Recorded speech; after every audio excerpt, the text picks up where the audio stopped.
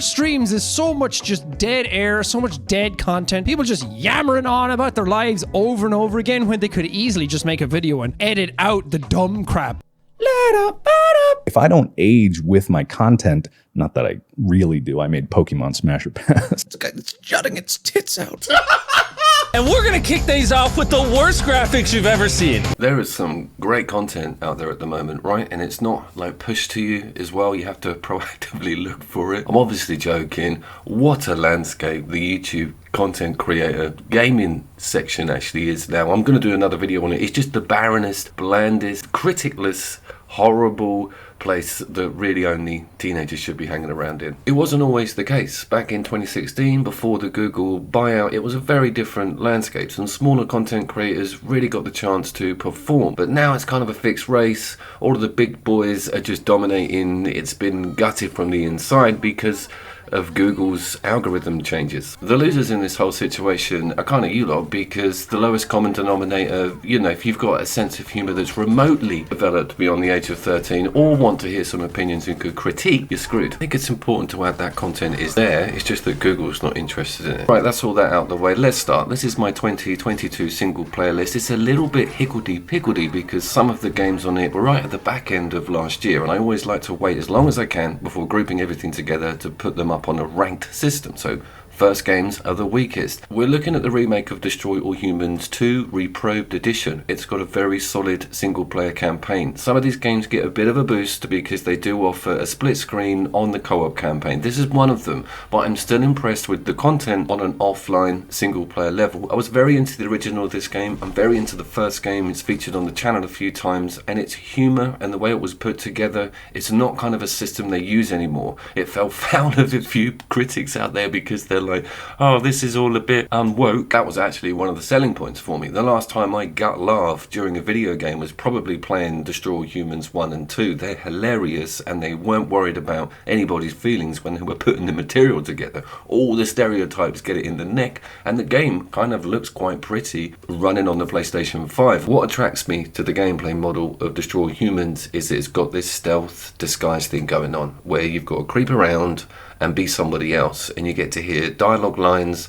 and interact with some hilarious non-player characters and hear things that you would never normally hear or see in a video game. I'm also on the receiving end of having one of the cities I've lived in for a long time being portrayed in slightly stereotypical optics. Anybody who lives in LA and has had to put up with 9 years of GTA 5 will probably know exactly what I'm talking about. It was weird to have it back on you. I remember the last time London was decently portrayed in a video game was the older Assassin's Creed. I think that was the 1800s, but we also saw it in Getaway, I seem to remember correctly. We're in a photo mode here, and I'm showing you the panning issues with some of the screen shimmer or screen tear with the game itself. It does screen tear on the PlayStation 5, and it doesn't come with any performance mode or sort of fidelity toggles. I was very knocked back at the game having PlayStation 5 performance issues. They'll get ironed out, I imagine, but anyone on a base level PlayStation Pro might be having a bit of a Cyberpunk with this one.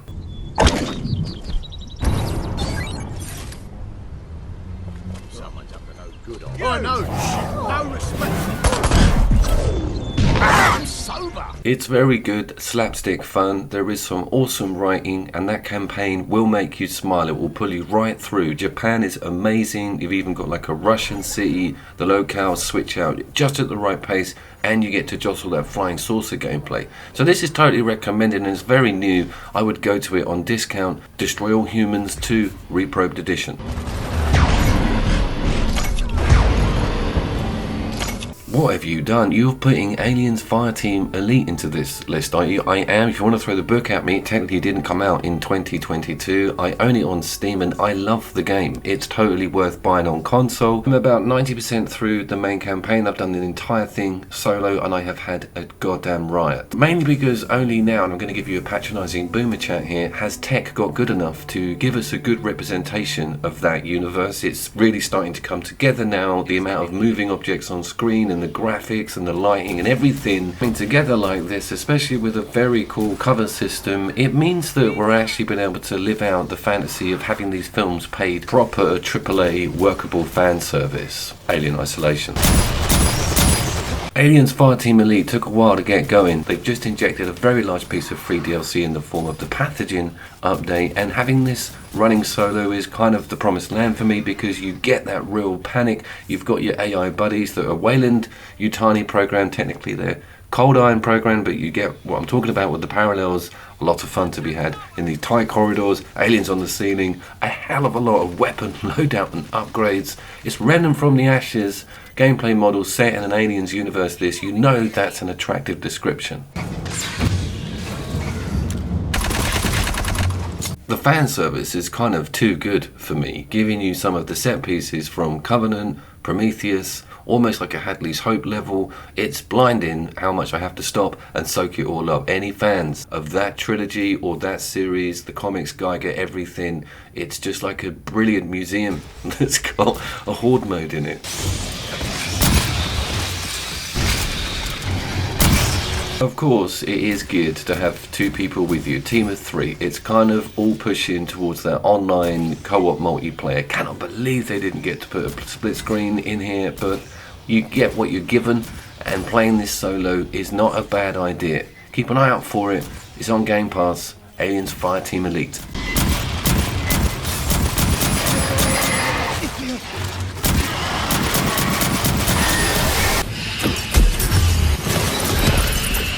Okay, Tiny Tina's Wonderlands. Bit of a bias here because it's got a fantastic split screen that works incredibly. Link in, description, annotations, but let's look at its single player content. And does it actually carry over? Is it actually any better than Borderlands 3? Well, we're only at number 3 in the list, but this is still strong, beautiful. Bearing in mind, I left the 4K on by accident here for this early footage. I'm going to flip it over to the performance mode in a second. Big difference. This has got a very grainy performance mode. However, I have no complaints about it being a PEG 60. Fantastic performance on this game, and it's probably one of the more colourful and busier first-person shooters on the list. It's huge with its effects and magic and everything getting crammed in on screen at the same time. That's what it's kind of selling itself on, is chaos, magic, and a lot of moving parts.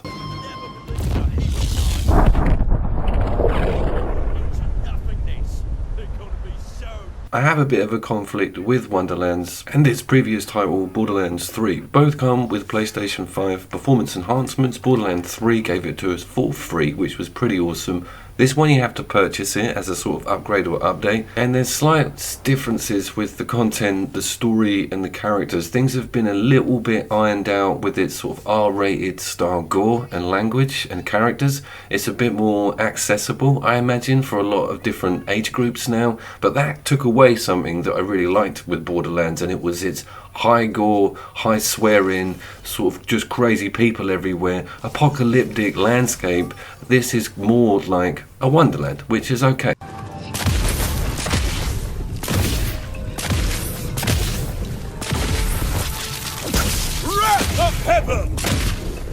It's innovation on different weapon type and creature type that you fight, and environments and locations are pretty damned amazing.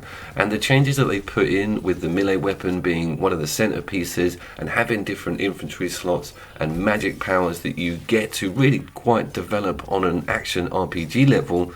This game's trying its hardest to be a pen and paper D&D game in the background when it's a first-person shooter. It can never shed that identity, but it's nice to see some of those numbers and weird stat ideas getting put into a Borderlands game.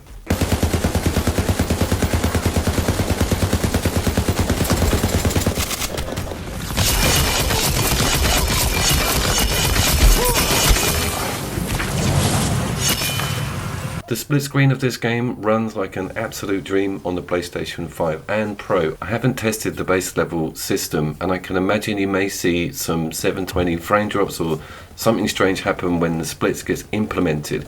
As far as performance issues or any reports of performance issue goes, this game's got a clean record, and it's got a 4K mode which does look okay. The 30 frames per second are pretty damned pegged, but I love this performance. Crazy stuff going on, and you do not see a single stutter in the frames. Absolutely beautiful.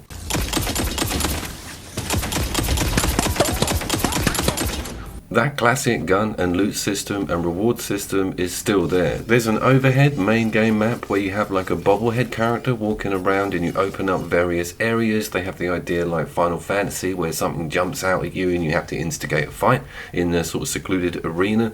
So changes on that front are kind of welcome, but I do miss the original Borderlands 3. It still gets played all the time and it's one of the best split screen couch co-op games I own, to be fair. This is close second when it comes to Gearbox and what they've given us in the Borderlands series recently.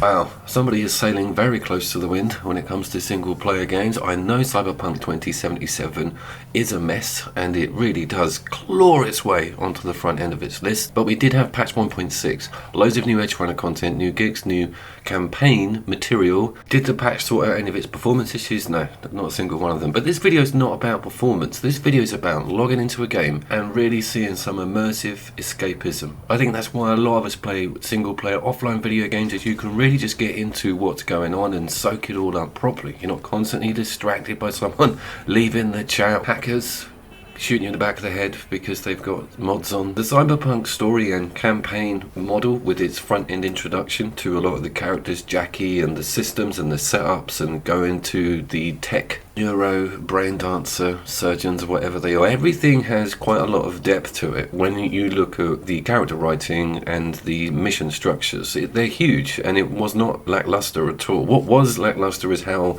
all of this was brought together, and of course the police system, MPs, everything else that makes that open world immersive sort of fell away. But that core writing on that story and some of those characters and some of those missions are mind-blowing with their conception. They just couldn't be carried out in this universe because it was a broken setup from the get-go.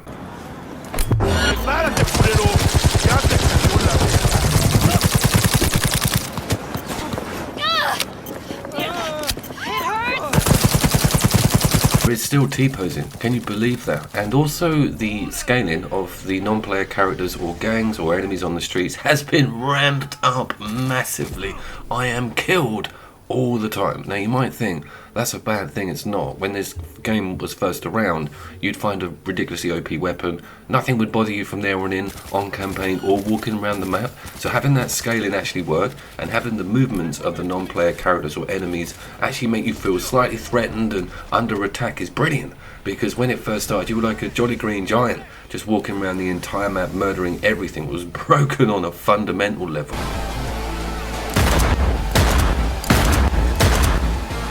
Having that Netrunner dodge all three of them bullets like that and make me use a spread weapon that's got a homing system on it makes you realise what they were going after with some of the different effects on the weapons and why the UIs look different when you put another gun on. It's really coming to fruition with what they had as an initial goal. It's just they're never going to get there. And we just had a big plug pull on some of the new content mentions. But if you're running this on the PlayStation 5 and if you're like me and you've played it since launch, you know full well that there's a pretty decent game under all this rubble.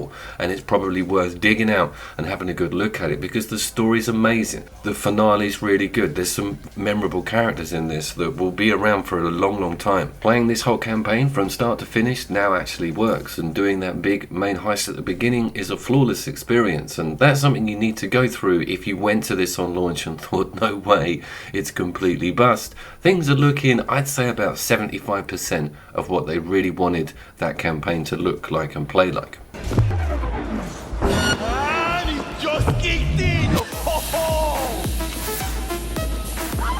I do still like its ideas with the mini-map and stealth and vision cones, hacking different cameras, even looking through them and getting to hack other bits of equipment via proxy. It's so awesome what they attempted here, and some of it does still actually work. This is a good example of the OP gang members. I'm like, no one's going to get me from here. Everything's going to be fine. There's no way they'll rush that concrete barrier in milliseconds. Ready to get your ass beaten? Back to the going to the back 2 point.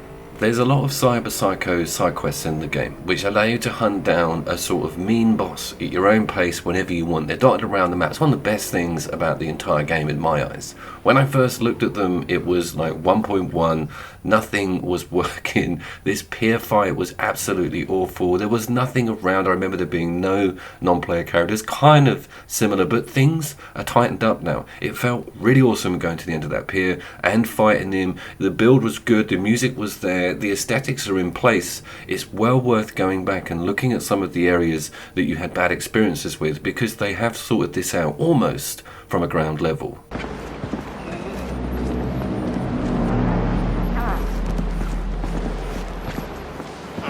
Okay, I think that's enough Cyberpunk 2077 shittery for one day. I have put an annotation to patch 1.6 in the comments. If you've not gone back to this game since you downloaded it maybe in the first week or that first couple of months, it might be that you've got it physical and it's just been sitting there. Even if you've got the 5, since getting this on the 4, you get a free upgrade.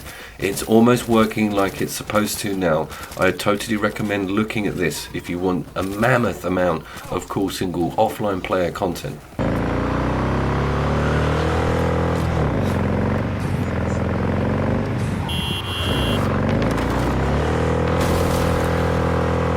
So let's move on to Ratchet and Clank Rifts Apart. I have tried to keep the Sony PlayStation 5 exclusives to a minimum on this list. Looks like Sony's got the same idea with its roadmap for this year going forward. What have we got? Forsaken's like the only thing. Ragnarok you can jog on.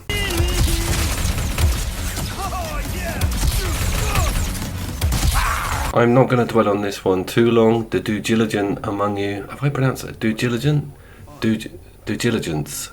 Diligent. The shut-ins rather will notice that this is reused footage from my best looking PlayStation 5 list. It's a stunning game. No holes barred visual performance here. It's goddamned a force of nature is our Ratchet and Clank. What makes it a half decent single player offline game? Well, it's its variety on weapon type and enemies and smoothness of how the game operates. Like a freaking fairground slide, this game. Once you're on the top, you just do not stop till you reach endgame. It's a blast. You can't take your eyes off it ever. It's so attractive to play and it pushes that system to the maximum. It's one of the flagships, came out early on in the system's launch, and it really does still stand out to this day. And the actual content, the story's not going to change any lives, but the way that the locations change and how everything quite literally is rifting through these different universes makes the game just drop your jaw constantly. You are like, whoa, I totally understand why that massive white thing cost me 430 quid. Scratch that. We have gone up to near on 500 quid right in front of Christmas in a year that no one is having a financial good time. Enough about my channel's performance. Let's talk more about whether this is worth a purchase now, this long after its launch. Is there anything else out there that is similar or looks like this? No way. And the Ratchet series has always had this brilliant innovation with very funny non-player characters and extreme weaponry. That is what brings me to this, is what am I going to get next and what's it going to do to the people that I'm firing at? Obviously a low gore element so the whole family can get in on this, but that still doesn't stop me from smiling loads when I get that brand new amazing gun. Let's get some phase cords repaired. I think it's a game that you need to own if you have a PlayStation 5, and the next game coming up is also of a similar vein, but this one is really standalone with its ideas and IP. There's nothing really like it as an exclusive on the system, and nothing out there on the market that looks and plays like it. Ratchet and Clank Rifts Apart.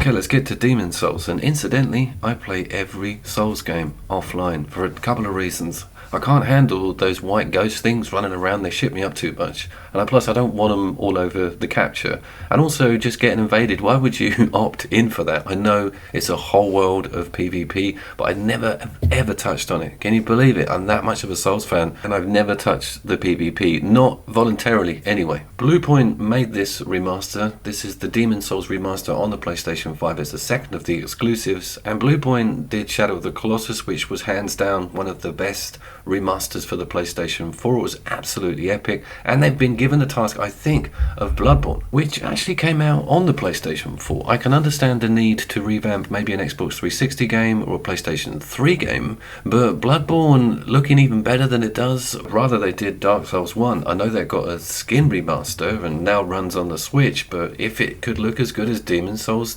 does, that would be a really cool thing. And that brings me on to the game's looks, and from a technical standpoint and a rebuilt level, this game is so beautiful. It is probably one of the best looking games on the PlayStation 5, not the, but it really does utilize that system's power. Then to be able to revisit that classic Souls game, because it is quite different from a lot of its titles that came after. It's got that strange hub system, its UI and some of the smaller details that would have been completely annoying have been removed. However, having to farm for the health things does get a bit laborious, and it's interesting to see what sort of journey from went with a lot of their Souls games that followed. Is this campaign the best campaign of all of the Souls games? No is the answer there, but it is certainly not the worst. You might be one of the lucky people that never went near the PlayStation 3 version and it wasn't your first experience with the studio, so this is perfect because you've got the best visuals on the system, you've got a very fresh remake of an amazing Souls game, and you might have finished Elden and think, actually, I don't mind these guys. Give me more pain and punishment. Its specs are pretty mind-blowing, giving you some amazing detail on the resolution level, and it always runs at a pegged frame rate, and it's got some crazy busy effects going on with dragons flying around all the time and small flame mechanics on just about all of the debris everywhere. Nothing chugs. It's a pretty pristine piece of software. Here. Thanks. Okay, let's have the talk. Let's have The Last of Us Part 2 chat, because it's been pending with me. It is one of the strongest single player campaigns available on the Sony side. Is absolutely stunning. But Druckmann, he kind of buggered up a little bit, I think, with Part 2. And if you don't know, if you've managed to avoid it, there's a huge kill-off of a majorly cool character, which makes it even more bitter because they've just released The Last of Us Part 1 as a remastered remake of a remaster. So things are going a little bit crazy over at Naughty Dog at the moment. Here's the thing, I'm never that much invested in sort of cutscenes, big long cutscenes in games anyway. So I don't have the issue of skipping all of the stuff that's between the combat, because that's what I want with this studio. They're so good at making brilliant combat arenas in semi sort of open world, and the physics and the AI on their detection and how they work together is groundbreaking. It's one of the best systems available. I think Druckmann's decision was totally a calculated one. I think if this story had been mediocre and have no major sway in either direction, it wouldn't have caused the ripples on social media that it did, and it wouldn't have caused the Streisand effect that peddled the game and the game's release and its content right out to the front of the audience. I think we might be seeing a similar thing with the new Lord of the Rings, Rings of Power, Bezos, Amazon. I think he's made that deliberately shit to try and sort of rally up all of the neckbeard Reddit users. And that has worked. My god, there's more rubbernecking going on to see how terrible that is than there are actual fans genuinely interested to see what they've rewritten from the original text, brackets ruined. Let's get back to The Last of Us, and I want to talk about its technical prowess and how awesome the game looks, especially on interiors. They've handled lighting and that idea of creeping around. There's a lot of wood, so the floor's always making a noise. The models on all of the player characters are absolutely flawless. Remember, we are playing this on a 5, and we did see some boosts put in on an update, and it is hella noticeable. It's a very attractive game, and that's extremely important with an atmospheric zombie apocalypse game like this.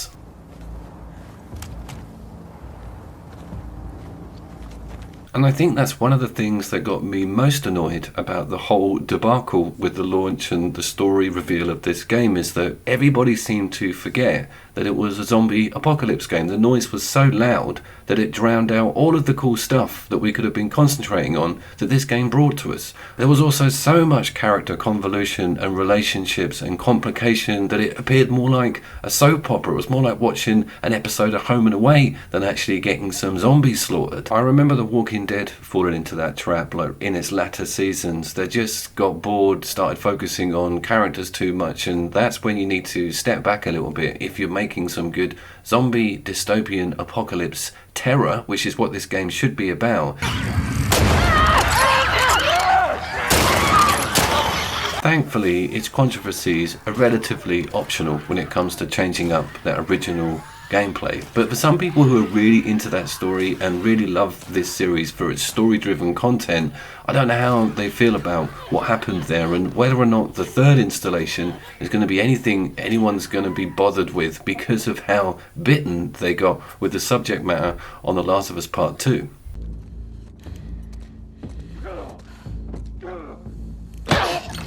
Okay, it's Aloy's time to shine and it's Horizon Forbidden West, and I went through a few phases with this game. I initially fired it up and was very happy with what I found. It was a big, huge, massive, detailed open world that looked so much better than the previous game, but as I started to play it, I got this bit of a hand-holdy thing going on. It was very tutorial heavy and there was a lot of set-piece bosses. I was like, blimey, this is not the open world that we were introduced to in the first quarter of the original game.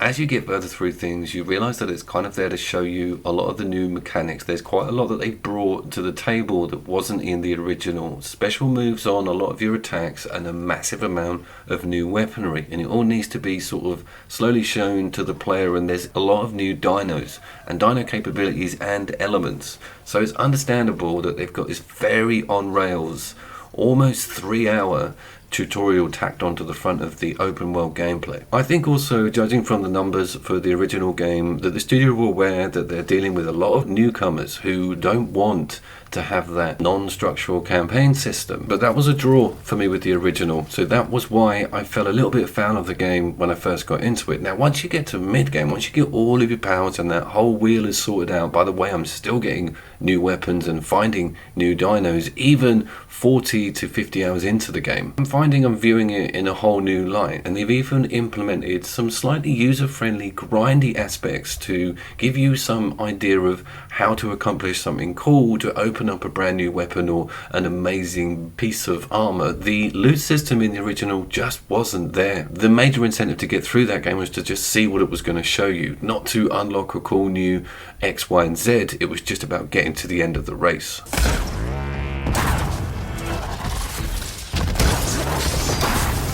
So that points to having like a slightly cooler end game and a slight reason to hang around and get that grind on or unlock something amazing that you can then take to an extremely OP dino that would always have been troubling you the whole way through the game to unlock that golden piece of gear. It's definitely the way forward, I think, with a reward system in the series, but it just really detracted from the original and that open world experience.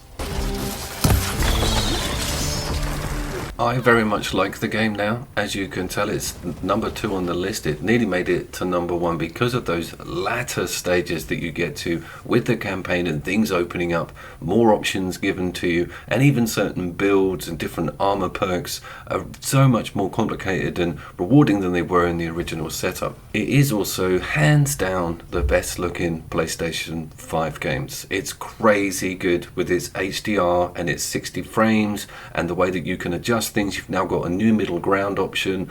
That title screen, when you turn that screen on and look at your TV, you know when you go and see TVs in a like supermarket or something and they've got something on and you're like, wow, that colour on that TV, man, I need to get my TV changed. It always looks like that on your TV. Those corals, those pinks, those deep, deep turquoises.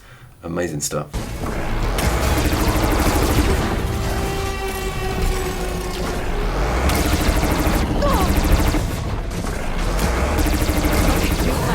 It's time for From Software's Breath of the Wild, and I was thinking about that the other day. It's quite similar if you remember the Zelda series, and then they made that jump onto the open world template From Games were always traditionally quite narrow when it came to their concepts on exploration, but they broke the mold with this. Breaking the mold didn't come without its consequences, and the game does suffer some performance issues. And if this was a performance list, From Software's Elden Ring would not have made it to number one. This is about amazing single player content, and again, as mentioned, always have it offline. I know the PvP is a whole goddamn rabbit hole in itself, and in actual fact I may give it a look with this particular game because you just see so much funny stuff online about it. But let's concentrate on what it gives you offline.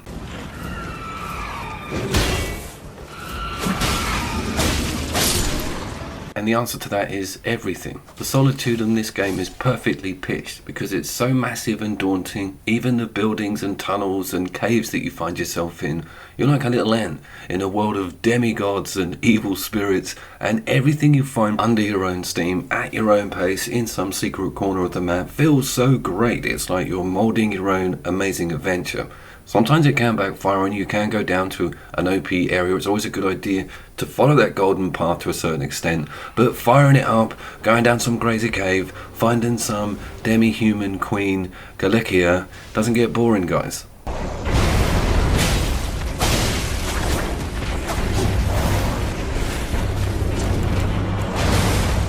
Having that jump implemented into the combat not only improves it on a vast scale, but also allowed From to start working their maps with more height and verticality in them, steps and secret paths, riding Torrent around with the double jump and opening up these huge areas of secrecy because you're getting that platforming vibe on. It's just so cool to combine with the From game model. I'm going to give you a top tip about this game, and it's going to do one or two things. It's going to make you go, oh, for God's sakes, that was day one for me. Or it's going to make you punch something and be like, how did I not realise that?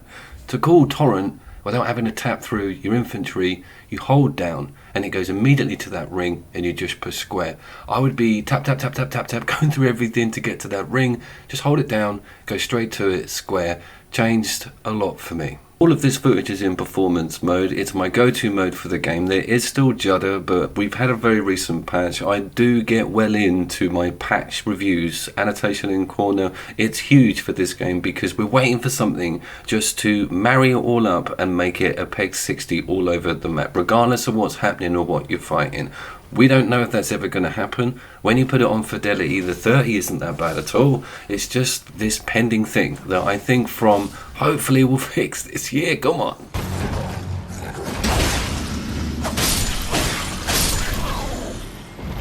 That brings me on to Elden Ring's story, which isn't immediately obvious to loads of people, and you do have to kind of look for it. I really appreciate that style. They've always done it through all of their games. If you don't want it, it's not shoved in your face. The complete polar opposite to what we see with The Last of Us Part 2, where the entire game model revolves around a story arc. From Games and Elden Ring especially do have visual cues to story and with boss fights and background, but it's only there if you want it. You can just have a balls to the wall, combat heavy experience offline the whole time with this amazing game. I also think that adds gravitas to the cutscenes when you have them, or if there's a particular piece of NPC dialogue, you are like, oh my god, there's a cutscene. You get them like once every month in the game, so it's brilliant when they do give them to you, and you really are paying attention. You're not looking for that skip button. You're not tutting and thinking, I'm not interested in this character's backstory. You're too busy getting your ass kicked. I love this scene. It's typical From. Whacked in the back, trying to do a pan, turn around, almost an insta-kill. Back to the pan. That's why they pay me the big bucks.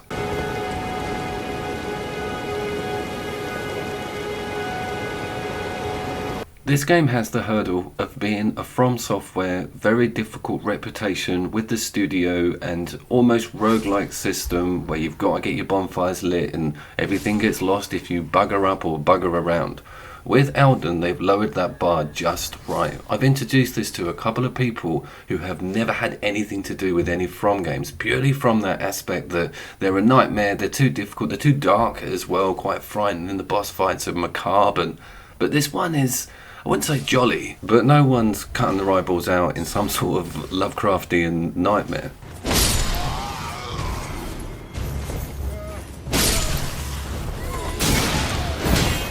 This raid on this camp, great piece of footage here. Everybody is just getting completely one-shotted and slaughtered. I'm OP for the area, obviously. It's one of my greatest things, just going back and annoying everyone.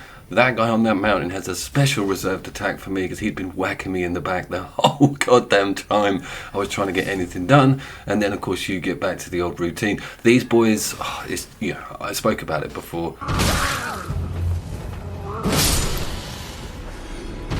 No other game gives you that ruthless satisfaction of revisiting areas that made you cry when you first fired up the game. From is so good at that, it's testament to their amazing game design and the fact that they just don't mind punishing you early doors, because it does pay off in the end. So I have been Couch Coop and I have taken you through my top single player games of 2022. Some of them aren't all for the year, and I need to mention the Hitman series and the most recent Hitman games. They just don't get played by me. They need to be put on my roster and I will visit them. I'm totally aware of the greatness of that series, and apologies to all fans. If you've made it this far in the video, just massive thanks from the bottom of my heart. As you can tell, this year's been tough for everybody on YouTube. The previous year even worse, so any support is greatly appreciated, and of course I will see you down there.